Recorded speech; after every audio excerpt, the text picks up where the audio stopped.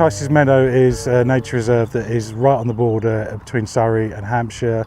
It used to be hop fields. This whole area was famous for its hop farming, and then in the late 1980s it was sold for sand and gravel extraction. Between 2008 and now they've been restoring the site into a nature reserve. The Tices Meadow Bird Group are a group of all the volunteers who help maintain this site. The site's amazing. It's the best place to watch birds in Surrey.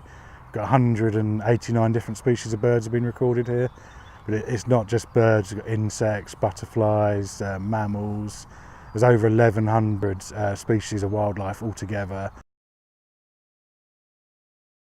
National Lottery funding has enabled us to build our biodiversity trail, a 1.5 mile long self-guided trail around the site. We installed 5 interpretation panels, 16 waymarker posts, 6 benches, 4 site entrance signs, a combined map and notice board, a reptile high binocular, and a number of bug hotels.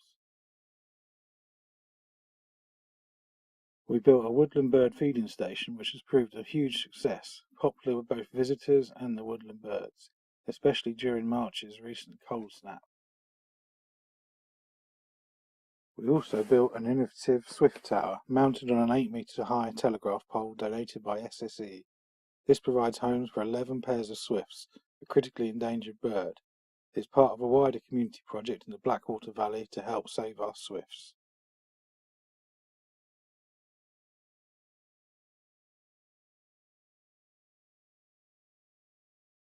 We believe in strengthening our local community by working together to enhance the nature reserve, both for the visitors and the wildlife. A healthy and loved nature reserve will be a thriving community asset for all to enjoy. If successful, 1/3 of the funding will be spent on providing all-weather access for disabled visitors. We have a problem with winter mud. This would build on our previous work to improve access to the site for everyone.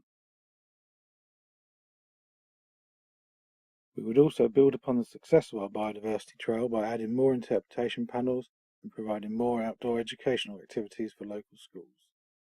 A major component of the project will be the construction of an artificial sand martin nesting bank to provide new homes for this threatened species.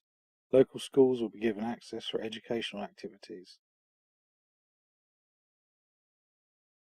All tasks will be undertaken by a group of dedicated volunteers drawn from the local community.